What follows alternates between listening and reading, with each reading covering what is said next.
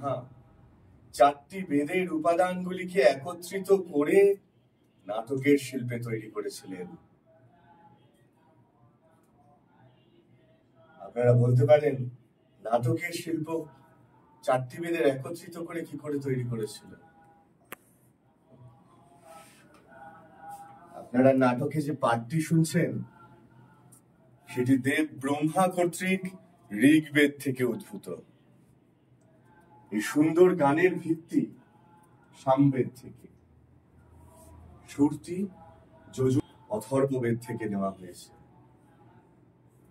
এই চারটি বেদের উপাদানকে নাট্যবিজ্ঞানে অন্তর্ভুক্ত করে এটি তৈরি করা হয়েছে সবার জন্য। এটি এমন একটি মাধ্যম যার মাধ্যমে দৈত্য, দেবতা, মানুষ সমস্ত ভালো এবং মন্দ কাজের মধ্যে দিয়ে হস্তক্ষেপ করে। অবিশ্বাস্য।